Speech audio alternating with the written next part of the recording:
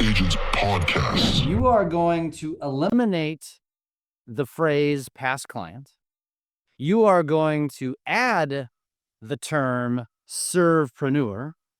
And we are going to talk about adding revenue streams that don't require a downline because let's just be honest, we don't love those conversations because today's guest has her own independent brokerage based out of the state that no one's talking about, South Dakota.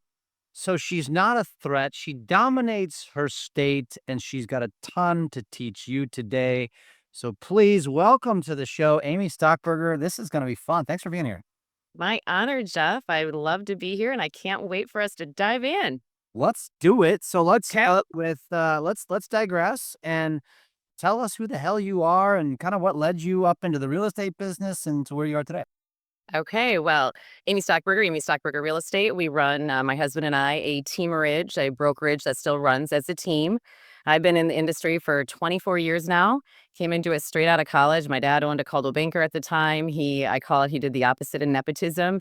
He threw me in a back room, dark room, paid me 24 grand and said, sink or swim. So I've kind of worn all the hats in the business. I fell in love with it right away. Worked behind the scenes, and I was a buyer's agent for a hot second, became a single agent for a hot second, and then licensed my sister, got a part-time assistant, and started growing. My husband joined in 2009. We found a massive hole in our business in 2014 and in the industry, which I'm going to talk to you a little bit about. After we fixed that, it allowed us to be the highest producing team in our state by 2017, and we've stayed there. We run a top 50 team in the United States, and as you said, we are the fifth least populated state in America, but we're in the top 50 on that. My little team of about 20 handles about 10% of our market share, all from our lifetime home support model that we created that has a system and strategy for every step of the home buying and selling process before, during, and forever. What is your annual volume? We're going to end this year, well, in the good years before 23, 24, like 500 to 600. But right now we'll probably end about 400 this year. Only. Such a horrible year. And the reason I asked that question is because I wanted to give it context to the fact that you are in a state that is not, that I would say most Americans know it for one reason, and one reason only. And so it's fascinating. Actually, I want to ask the other question, which is completely irrelevant, but now I want to know. It's the fifth least populated state. What are the four before it? I would guess North Dakota. I don't know that. I just know that we be in a top 50, and we've been like top 13 before.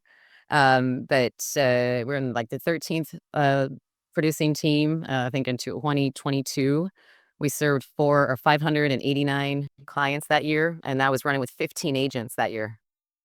Really? Yeah. So this model, it turns one client to 5, and it just keeps them sticky to us. So I looked it up while you were talking. Okay, I love it. South Dakota is, in fact, still number 5. Number 4 is North Dakota. Yeah. Number 3 is Vermont. That would be somewhat expected. Right. Then Rhode Island? the biggest state is the second least populated, Alaska. Alaska, yeah. Weird. And then Wyoming. Oh, Very interesting. Yeah. that is. Well, Wyoming is real close to us over on the west side. So, Yeah, Delaware and Rhode Island are right behind you, but I think because of their location to New York, right. that kind of lifts them up. And same with New Hampshire, because I was thinking New Hampshire, but New Hampshire is like basically is a suburb of Boston. So Right. they have some overpopulated areas. So yeah, fascinating. Hey, if you learn nothing today, you learned that. Put that into your trivia back pocket. I love it. I love it. So are you born and raised South Dakota? I am. Yep. Born and raised. Yeah. What are the things to do there other than Mount Rushmore? Like what is South Dakota known for? Well, that's West River. Like, seriously, God could have made us two different states. Like, it should have been. Like, we're just completely different, West River and East River. But we're a metropolis of about 265,000. We have big city amenities as far as things to do, rec, retail, things like that. You're But Sioux Falls. She's Sioux Falls. I don't think we mentioned that. yeah, Sioux Falls. Yeah, but we have a mid-size city though, and the city itself, we have major diversity in our industries, which has really helped our economy. Even like back in mortgage crisis times, we weren't hit like the majority of the world was, just because we had so many different industries carrying our economy. And so that's the beauty. We don't have a state income tax like some of the similar other states. So we have a big pull for businesses coming in. We bring in about 5,000 people a year, which for us is a decent amount. But it's a our leadership has been so smart. Our infrastructure is so smart. It's just so easy to navigate. You can get anywhere in 17 minutes. It's a beautiful place to raise a family, and you have like South Dakota friendly people, and that's where a big book of our business is Relo, and we have a whole program for that. But that's what they say. We're like, you're going to come in and you're going to fall in love with the people. You just will. It's just an easy place to live, and there's just she's beautiful. If we had mountains around her to stop that wind, we'd be perfect. I love it. So I'm guessing the east side of the state is more plains. The west side of the state is more mountainous. Mountainous, yep. We have some topography. I take it back. There's two things in the South Dakota known for, not just the president's heads on a cliff, but Sturgis. Sturgis is a big deal. Okay, Yep. yeah. And I want to challenge. So first of all, the river you speak of, I'm sort of looking at a map while you're talking, and it's the Yep. Missouri River, which of course that makes sense. The capital of South Dakota, it's Pierre, right? Here, yep. I wonder how many people actually knew that. Enough about South Dakota, though. Let's get into the goods. I just, I geek out on stupid things like this, and it's always fascinating because I'm always talking to people in San Diego and New York and DC and Seattle. It's fun to go outside that box. Oh my gosh, and we have so many accolades of like, I mean, we're the best place for young professionals to come grow. Or we've been in the top, Forbes for like 20 some years as the best place to start a business. There's just so much going for Sioux Falls. So underrated. Oh my gosh, yeah, yep. I Hit me love up it. if you're coming to Sioux Falls, South Dakota. I got you. Well, I mean, yeah, 10% market share, which if you're not familiar with market share in a city is like domination. Like that is unheard of by most businesses. So congratulations on that because Yeah. that is ridiculous. And my assumption is that you've got the big boxes in town. You've got Oh yeah. I don't want to name names, but the big boxes all exist and you're kicking their asses. Yeah, well, by numbers, we have the highest per agent productivity, and we've had that forever just because we have That's where it matches. That's yeah, what and matters. right, and that's, my vision for our company is to build big, juicy legacies for everybody in our ecosystem, from our clients to our agents to our team and our community. And we found a way with our entire lifetime home support model that supports doing all of that, which is lights me up. That's what gets me out of bed every day, is knowing that we're able to do that. And you said the term servantpreneur, and that's my vision for our industry, is that we create a community of servantpreneurs, not entrepreneurs, who elevate that client experience before, during, and forever. And if we do that, agents are going to be able to build big businesses that they love, businesses that light them up, that they're one day going to be able to have a really healthy exit strategy from too, because that's why we're doing this. At the end of the day, we're doing this to build it, to sell it, or move it on to somebody, or have it keep pumping so we can go on and do what lights us up. Like you're going to the Ozarks. I mean, that's what lights you up, and be able to do that and have something that you've poured into run outside of your absence, Yeah. and that's the true mark of a successful business.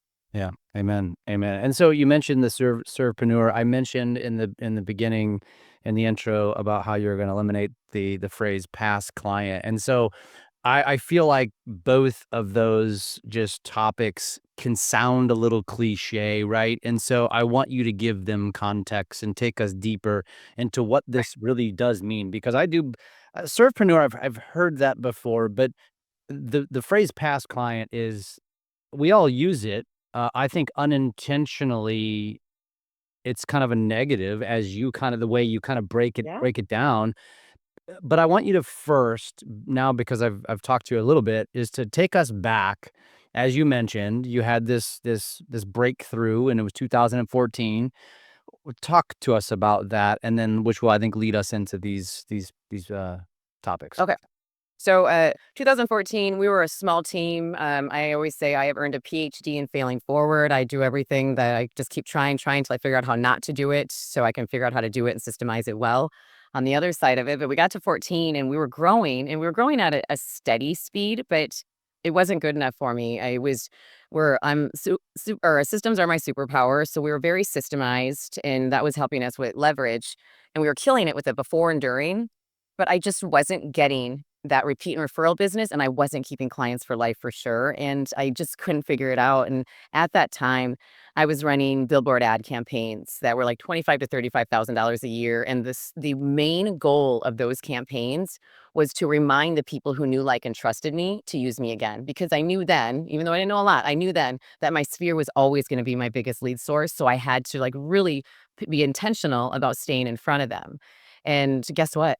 Shocker. My billboards weren't doing it. And so I went down the rabbit hole of like, okay, how could I be of value to my clients through all of their human experience and their home ownership journey at the same time? And I had to look and get some real extreme ownership and say, okay, what makes me different? What's my point of difference? And I came up with, I was the local expert at connecting buyers and sellers. No shit. That is my actual job. Right? That is what I'm getting hired for. It would be like, and I use this analogy a lot. It'd be like an attorney saying, I passed the bar. You should use me. Mm, mm, Well, no mm, kidding. mm. Right? If Can I let me just accentuate that for a second. Most salespeople look at their value, which as actually their job. Like, what's your Right. value? Oh, I'm going to make sure that the process goes seamless, and I'm going to communicate very well throughout the process, and we're going to meet the closing dates, and we are going to give you exceptional service. No shit. That's Right. not value, that's your job. And I just wanted to accentuate that because I don't think a lot of agents think about that way. I preach this to the mortgage industry, same thing. When they go to a real estate agent and they say, "What's your value?" I answer my phone and I meet commitment and closing dates. Like, no shit. Like, you better. What's value? So carry on. Yeah. And the same thing. Like I was like, advertising, I was giving you top dollar, shortest amount of time, least amount of hassle. Yep. Otherwise, they'd go for sale by owner.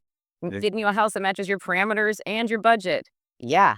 That was my job. So I was like, okay, I needed to figure something else out. Like, what could I do to be of importance? And at that time, I somebody had given me the book. Actually, another agent here in town who I love is has his own team, and we're still great friends. We gave me the book Go Giver. And I started reading, and that led me to Raving Fans, which led me to Tribes and all these things. And I saw that I needed to implement a serve, serve, serve, sell approach to my business. Because if I served like that, by the time I got to the selling part, it likely wouldn't feel like that, and the sales would naturally follow. And so what we did is we created our lifetime home support model and started it out. So this was in 14. This is nothing revolutionary. I bought a moving truck, but I call it stealing from Amazon. I wanted to take my cost centers and turn them into profit centers. So my husband, who's my partner, he's like, yeah, do it. Just make money off of it. So I put ads on the back, sold it to my vendors, cash flowed the truck. We have multiple of them now that we don't pay for. And it served us in more than one way. Because you think about it, like think about especially this wrinkle of time we're in our year. Think of everything that you spent money on, agents. What was your ROI, and did it serve you in more than one way? And so, like, my moving trucks serve me as my clients get to use it for life. It's a profit center. We make money off of them. It's a billboard on wheels. I got to shut down those other billboard campaigns that everybody else in my market was running, saying, I help buyers and sellers, you know, do that. And so it's a billboard on wheels. So it's brand awareness, and it's just a beautiful community give back. That's also a brand awareness piece that also leverages us because we use it as a lead gen that we get to sit down then and talk to their organization about how not only are we the experts at connecting buyers and sellers, but how we do it very differently with our lifetime home support approach, which then naturally puts us as the name coming out of their mouth when they or somebody they know has a life change. Yeah. So was that the turning point? Was it the moving trucks? Was that turning No, point? it was so I did that right away. We added a party shed because think about all of their human experience, all of our clients' human experience. They have all these parties, these things, these events that happen in their life. So we have commercial grade food warmers, cotton candy, snow cone, popcorn machines, margarita machines, bouncy houses, platters, anything you can think of, they can come back and get for free for life. But I also branded the heck out of them. So every piece of equipment has my brand on it. So they're not having these parties by themselves. They're having it with their friends and family who is their sphere. And what is our biggest job as real estate agents? Is growing our sphere and on our lead gen. It's growing that as big as we possibly can and giving them a natural way to say our name by just the law of reciprocity. When people get something from somebody, they feel compelled to give back in kind, and that's just what happens. So we had the party shed. They So wait, get a let me ask, fun time. let me ask you a question about that. Is it literally a shed?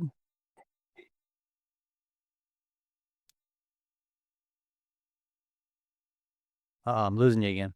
At that time, it was. Hold on, Yep, I lost you. uh, Start that again. I lost you for a second. So yeah, answer that question again.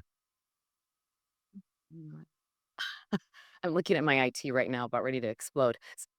Well, listen, and if you're having issues today or whatever, we can always reschedule too. It's no big deal. Yeah. We'll go. We'll keep it. I think it just said it was unstable. Now it's back. But so it was back when I started, and I teach agents how to do this. But they can do it with a 8x8 shed. They can do it with just a closet if they want within their office.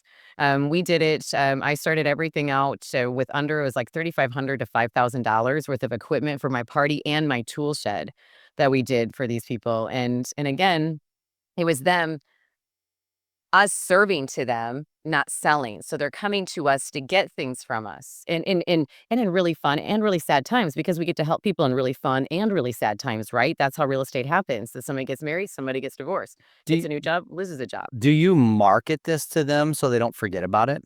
Oh yeah, so it's omnipresent throughout our entire life cycle of the client. It's the hook my agents use, standing in the driveway with the new buyer. Like, here, let me tell you a little bit about our lifetime home support model, and we go through all the unique value propositions of these pillars that they get. And typically, everybody says, "How much more does that cost me?" Because there's a lot more that there's involved in it than just the trucks and the party shed. Carry on. Okay, so the tool shed, because think of all the stages of home ownership. They need all these different tools, and they don't want to oftentimes rent, buy, or store these. So from ladders to wheelbarrows to commercial grade carpet cleaners, specialty tools, anything you can think of that they're going to need, we have. And You when I you are you're the rent-a-center. we're the Costco of real estate, man. Interesting. I love Yeah. it. All right, there's more. So they have all of those, and again, all branded to us. Let me ask you a question. As an example, what is something like a tool? Because off the top of my head, nothing comes to mind, but I know there's a ton of stuff. Like, you're not going to buy, most people don't buy an aerator for their yard or something Right. like that. You rent it. Do you Yep. have something like that? Yeah. Yep. What's something else wild that like you might need once in your life? Tall tree branch trimmers, like, that is, like, a silly thing, or, carpet when they have water in their basement. We have basements in our market, so if the water in their basement or something, we have the big fans that help with And anything like that. yes. So it's almost like one of those restoration company type equipment. Right, yep, and we have, I mean, the specialty tools from, like, the tile cutters for those, do-it-yourselfers who are just doing one little thing and they don't wanna go rent those things, and we give it up to our clients too at all of our events. Like, "What else do you want us to add into VIP?" We give it back to them, and we know I created software for this to make it super easy and to keep it really sticky, but we know what's getting rented. I call what's the gateway drug to the next piece of equipment. And so, like, our tables and chairs, oh my gosh, I couldn't have any more tables and chairs. Like, we have so many because people use them for graduations, for weddings, they use them for funerals. They use them for just their reunions, all these things, but they're all I that mean, my name on it is a every chair. which is brilliant. So it's almost because I was my next question was it's almost like there's a side business here because there's got to be checks and balances and you signing stuff out and making sure stuff returns. But at the same token, maybe something lesser expensive. Like, who cares if it doesn't return? It's got my branding all over it. Right. And what we found, again, PhD in failing forward, we found all the ways not to do this until we figured out how to do it. So we did it with the booking software. We did it with Google Calendar. It didn't work. So I had software created, my own IP software that is branded to us. And I can brand it to other agents too. Keeps my agents up there. So it keeps my agents sticky too, to them. And it's an easy way for the in and out process. It's an easy way for us to keep inventory on it. We know everything that's going on. Our clients have software that they can go to at their leisure to rent out all the equipment, something they're going back to, getting something from us, not us selling. Because when you think about the normal life cycle of a buyer and seller, they're not coming back to your websites after they're done with the transaction. They're not. You could spend 20 grand on that thing. They're there to vet you, or they're there to look at houses that are similar to theirs or for a house, and then they're done with your website. So this is a site that they go back to, Lifetime Home Support, where they can go into to check out everything that's just to them, sticky to them, so that they can get service for their human experience. We're enhancing their human experience. And And also the other thing why I created this software is, we don't have past clients. We haven't had a past client since 2014. We have clients for life because agents nationwide, they don't mean to lose touch with their clients. They don't. They just run out of authentic ways to stay connected. And so I set up my software so that anytime one of our clients checks out any item, my agents get notified. They get an automatic notification from my agent. So it's a touch point there. The agent gets notified so they can reach out and say, hey, saw you just rented out the bouncy house. I see it's Susie's birthday. Love it. What's going on? Who do you know that has a life change coming up? So it's not commission breath. It's coming from a place of authentic serving them, which then breeds that law of reciprocity in the form of repeat and referral business. What about things like insurance? Do you have to have insurance?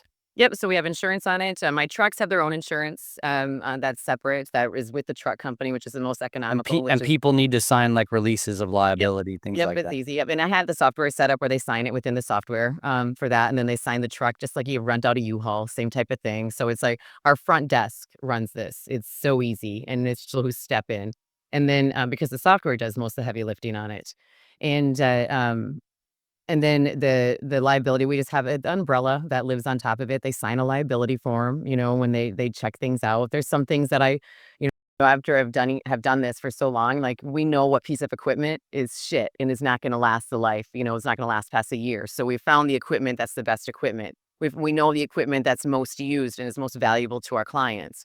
We have all those, we know these things because we've gone through the path and we've created a blueprint on it that it makes it just wildly successful. And again, the majority of our business is a repeat and referral business. That's just what it is. So my agents, they're not getting their souls ripped out by cold leads all the time. Cold leads are hard. They have people who are coming to them who know, like, and trust us already. So it's making that relationship, making that transaction so much easier. Yeah. It's such a unique way, and you know me, I'm a social guy, and I preach, top of mind awareness and how it just blows away antiquated things. This is one of those things that's so incredibly unique. I'm sure somebody else has done something like this. I've not heard it, and I think that's powerful. That's so cool. And so let's go back to that marketing piece. And so now, what are your strategies or techniques of how you are consistently reminding them about party, tool, truck? So it's in every piece of our marketing campaign. So again, starting with the onboarding, when they meet that first buyer seller, it lives in their every buyer seller presentation, every buyer seller package. So it's the hook. It's what we're talking about that makes our point of difference on top of what we do really, really, really good, which is meet our clients' goals and exceed them. We're really good at that, but that's an expectation. We should be. Here's what else you get, and there's more too. So they get the party, the VIP club is what we call it. They get the truck, the party, the tool. They have an online discount center where they save $5,300 a year on big box items. So think like Under Armour, Nike, Walmart, things like that. That keeps our name in front of them. Yet another touch point to serve them. So they're getting that. To go back to marketing, though, it lives in every nurture sequence. It's a video they get, going over it right when they get onboarded. It's a video they get reminded as they go through the transaction when they're in a live transaction. And then it lives in everything we do post, when in the forever part. And we also run, like every agent should, we run client events at a pretty high level. I have my 19th turkey event coming up here in November. Santa comes, the whole thing. Like last year we had 1,200 people through. Well, and they know, and I'm always adding something more to my business model for them to serve back. But like this year, um, we created, we call the stick it, scan it, solve it stickers. Not revolution. I'm not a genius. I just know we know what the human brain does and what humans need in this process. But I created a vendor program because we know that we're super connectors. We know that our clients need us to connect them to all the things they need for their home ownership and life journey. So, from who to use for lawn care, who to use for HVAC, electrician, who they should use for the dentist. They come to us because that's our job. It's our job to connect them to these things because we know them best. And so I thought, why shouldn't I monetize that? I should not only be able to help my clients for life, monetize that process of helping these vendors help my clients, help these vendors grow their business as well as lead generation. So we have 100 vendors in the program. They pay us $3,500 a year. And Wait, and 100 vendors. Now, when you said the list, I'm thinking, okay, that's common but that list is probably 20 people deep, like a contractor, a plumber, a electrician, like traditional things, Right. right? You're taking that list to new heights. Give me some examples of something that people may not be thinking about on that list. Well, I do have dentists on there. I have a spa on there. We have a restaurant on there. We have a golfing center on there. We have the window cleaners, carpet cleaners. I mean, random handyman, quite a few handyman contractors that are there to help. We have cabinets. We have, you just name it. If you think of anything, there's like usually like 58 industries that surround the home buying process. Like 58 industries are affected when one house is sold. Well, we expanded that because not only do they have a home ownership needs, they have a human need. We have event venues. So event venues are in there as well. Again, it's just another way for us to be of massive value to them in everything in their home ownership and life journey so that we are the only name coming out of their mouth when they meet somebody who has a life change, because somebody with a life change usually has a housing need lagging right behind, right? And that's the question. That's one thing, agents, you need to nail your 30-second value story. I'm very passionate about that. You have to effectively be able to communicate what you do, who you serve, how you do it differently with the solution you provide, because people don't understand what we do. And if you can't communicate that effectively, how do people know how to refer you? Like everybody, like I joke, but it's true. Like I've never been pulled over by a cop that I haven't sold them a house. They know, everybody knows what it is I do, no matter what. I was kind of silly at somebody recently, there was a car accident and my agent called me up. She got into a little fender bender. She's like, but do know, I gave up my card. I talked to him. I told him exactly what I did. I'm like, yes, everybody in your life needs to know your value story, not your pitch, but how you are of value to their needs and who you serve and how you do it so differently. Yeah, that's amazing, and that definitely makes sense on the, as I mentioned, cliche terms like a past client is not a past client; it's a client for life. And although I think we all believe that in our heads, we don't think it because we continue to use the phrase "past client," and it's probably partially a psychological thing that you need to get past to actually believe it, but not only believe it, put it into play, which is what you're doing with all of these. It's not just, hey, I'm going to send you a recipe every Christmas or every month, or I'm going to send you a postcard about what listings have sold. It's you're taking it so much farther than that. Right. It's sizzle. Like, what kind of sizzle do you have to your business model? Because, like what you just said there, yes, they should be calling their clients and telling them about equity reviews. Yes. They should be telling them what their neighbor's house sold for. 100%. Telling them what's going on in our crazy mortgage world. Yes. But your sizzle should be more than what your client can find on Google. Google shouldn't have the same service value you have. Hmm. Yeah.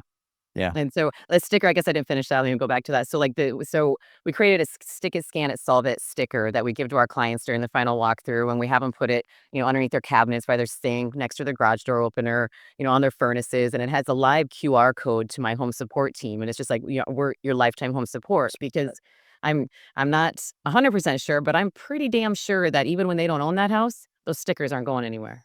Yeah. You just made me think of the garage door repairman. Yeah. He slaps the sticker on there. We don't take it off because I think to myself, I want to remember who to call next time I need a repairman, right? Yeah. Like, and what do we do? What do we do instead? Here's a sports schedule.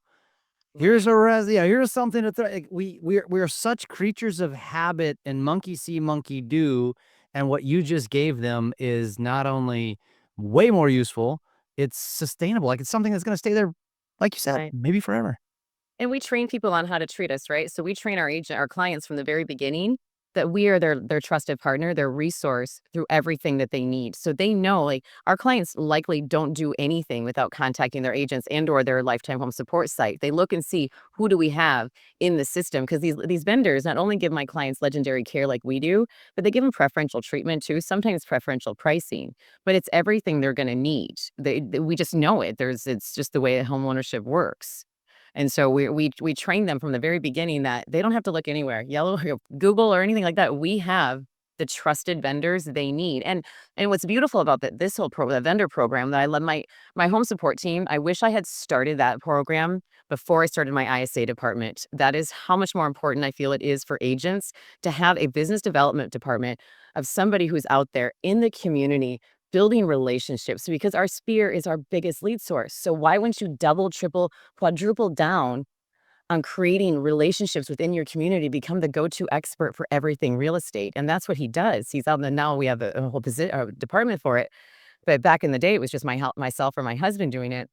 But we're out there creating these relationships, helping these businesses grow their business. What happens when they're successful? All they think about is me. I've created a mini chamber of commerce with an exclusivity of a BNI or a leads group. I have multiple HVAC, multiple contractors, multiple that. I'm the only real estate agency ever and for always. And I'm authentically giving to them. I'm helping them grow their business. I had 2 vendors at our last client event in August or September come up to me separately, and these vendors pay for my client events. Come up to me separately and say that this business or my program has 100% changed their business. Is there any way? Because that means that's changed their family too, right? What business? What business said that? Both one was a contractor and one was a glass place. And so he said that we've done that. So their spouses, their lives have changed then, right? So when they encounter somebody who has a life change, would it be logical that we are the only team or brokerage's name that comes to mind and comes out of their mouth? 1,000,000%. Now, I want to go back to this conversation about these revenue streams because this is important and this is not anything new. However, I would argue, especially coming from a mortgage background, because I've been on the other side of the table. And now I was a successful loan officer and a confident loan officer. So I learned quickly not to get dragged through the coal because that happens a lot. And I say that because that is my background. And I know that most agents will hear what you say and they're going to run out into their markets. Not that this is anything new, but I think you're just going to get them fired up and they're going to think to themselves, I need a moving truck and I'm going to sell ads and they're going to pay me and it's going to become a revenue stream Mhm. without thinking first. And I can only assume what your assumption was here, though. It's like I'm guessing your thought process was, I'm going to turn this into a revenue stream, but the only way it's going to remain sustainable and profitable is if there is an ROI Right. For the people who are advertising. for the people that are giving you money. And so talk through that because I want more agents to understand how to effectively make this happen and where it's a win-win for everyone. Well, first of all, I think you need to change your mindset. I tell, I teach this to other agents and have a whole academy on it, but change your mindset on it. Like you're here to help those businesses grow too. That's what this is about. You're getting them in front of your target audience. And most companies don't understand how effective a marketing campaign is to their target audience. Most of them just throw it out there to everybody and just hope, just like agents, take a listing and they throw $800,000 listing to every buyer, people who can only afford 300. Like that is ridiculous. That makes no sense. Same thing, you get the people, the vendors who we have on our trucks are ones who are around that housing, and not all the time. I've had other ones who are not around the housing industry who are just like, I want brand awareness, but you're giving them brand awareness, and it's how you're approaching that too. Like, tell me about your advertising dollar. Where are you spending it? What is your ROI? Do you know your cost, for acquisition of a client? What does that look like? What would happen if you were in front of there? Like, it's a billboard on wheels. It gets 600 impressions per mile. It is a brand awareness piece, which every business needs. So I think it's first changing that mindset that it's not set up just to go suck money from a lender, go suck something. That's like, you're there to help them. You want to help them grow too and grow together on it. And it's an easy sale on that because how I teach agents to do this is you take your cost of your truck. You can lease a truck for $1,700 a month, including insurance. You go backwards on it with your. Did you lease or did you buy? We bought ours, but I have agents who lease them all the time, who go out and lease it and it's an easier because you can roll in the down payment into the lease and it's just an easier acquisition, for people. Is it limited to miles on it? Is it like a traditional lease? Is it like a traditional car lease? Yep. Is it? Yep. Yep. And but then you just figure out, you just do the backwards math. What do I need to cash flow on it to take care of this? And it's kind of funny. I didn't realize this until not too long ago, which I really am kicking myself that I was this ignorant on it. But we sell ads on the back and now we sell ads on the side too. Yeah. I don't know why I didn't sell the side, because I have me big on the side, but That's what I assumed. You're big on the side. Okay. yeah. So they're big on the back and that cash flowed it, but now we cash flow it even more because we have more on the side. You're still the focal point, but Yep. And it's just, we call it sponsors row on the side. They're smaller, more approachable ads that they can get on that. I love it. But again, it's a billboard on wheels and giving it back to your community. And agents should.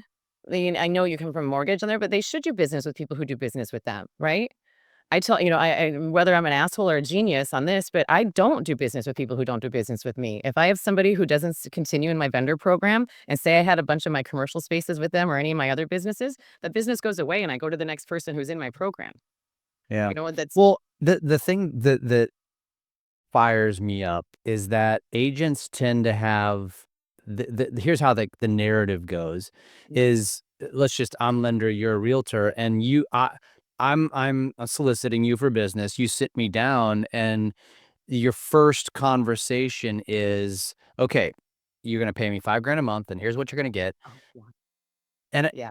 and that's how it goes rather than here's what you're going to get when we Right. work together. And, Right. and because and I think that's the mistake. And I'd love to hear kind of the way you articulate that or the way you approach that with your vendors, not just mortgage. I'm using that because it's the most common, right? Right. But so what would be your advice to an agent who has foobarred that, or they've Right. gone through 15 lenders and it's the lender's fault? Listen, folks, like if you've done that, there's only one common denominator and it's you. Right. Look in the mirror. So how would you approach it? What's your approach? It's a service first approach. It's that serving first and figuring out how we can both win from this and how at the end of the day the consumer wins as well. And so it's coming from that way. And then you're asking those questions of tell me where your advertising dollar is. Like where are you spending money? What is that ROI that you're getting on it? Do you feel like this is something that, can you see value in having your brand being X, X, and X or whatever I'm trying to sell, whether it's the HST, the home support team vendor program, or it's the trucks. And we have found, too, that one thing we always do is we're always looking, what's the cost of acquisition for that industry before we sit down with them? What do they understand about that?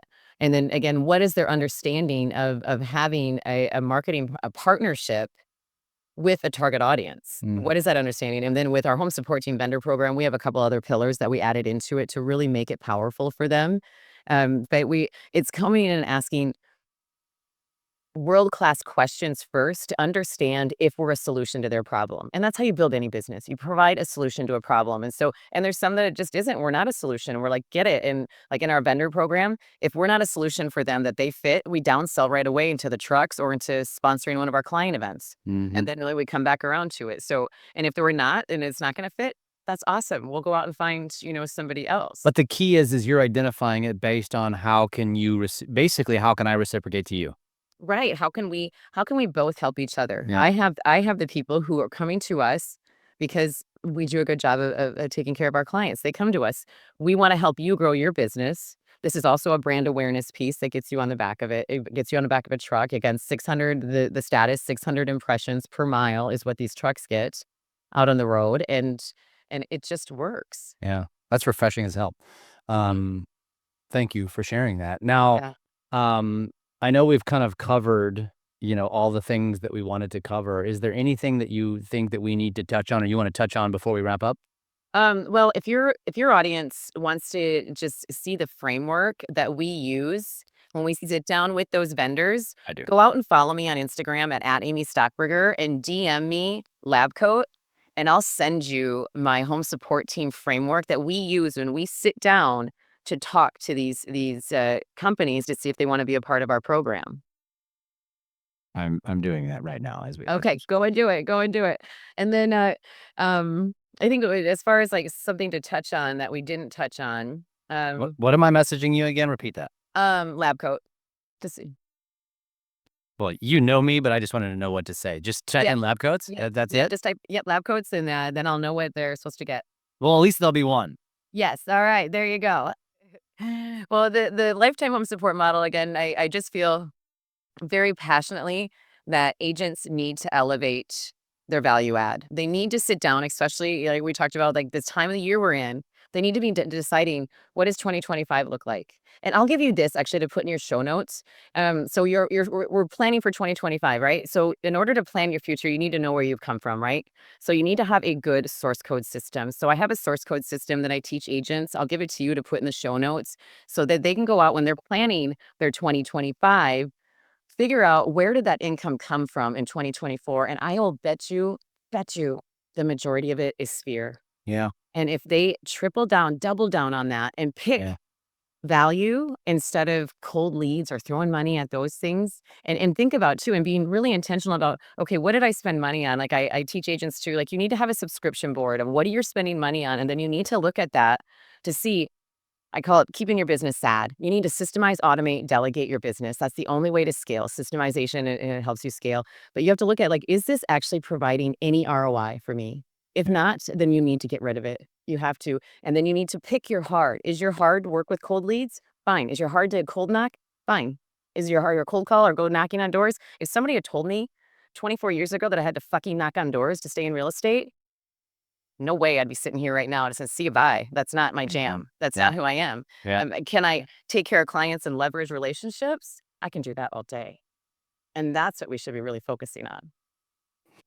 You said it when we were talking offline that we had there was like a synergy between us, and I love that you said that because I said the exact same thing back in like 2014, 15. I was like, if I am going as a mortgage professional, and I was like, if I am going to have to kiss an agent's ass for the rest of my career, I'm out. Like f this, right? Right. And that's when I stumbled upon doing the social stuff, and I started attracting and blah blah blah. But it's the same concept. Like there's not one way to skin this cat and to succeed. There's multiple ways, and I'm sure you probably have all kinds of cool things going on social as well that we didn't even talk about. So I feel like we'll probably just have to, get together again sometime. I think we should. I think that we have aligned visions, which I is love it. awesome. And at the end of the day, if you are authentically serving, it's just the way the world works. You'll attract in your tribe. You'll attract in the people who can sense that. I have a speech, I talk about this, but we as humans, the strongest energy we give out is authenticity, and it's like 4,000% stronger than love.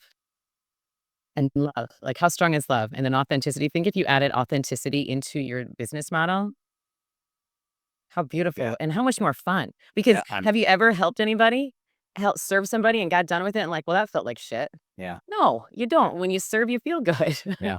Yeah. No, I listen, you're just screaming my language. I love it. This has been fantastic. Amy, we already mentioned Instagram, so it's Amy Yes. Stockberger, just the name, and then I'm looking at it. And so, is there another way if anybody wants to connect with you? Is there another way, a place you want to send them? Yeah, if they're interested in my proven systems, they can go out to lifetimehomesupport.com. I have just the playbooks to help agents take their business to the next level and add in massive value. They can certainly go out there, and I'm very Googleable. Cool. And then in the show notes, we've got the source code, right? Yep.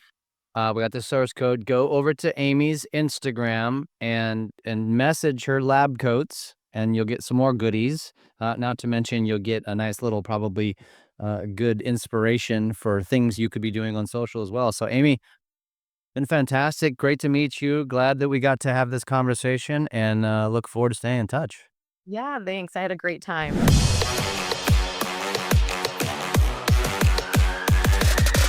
Lab Coat Agents Podcast.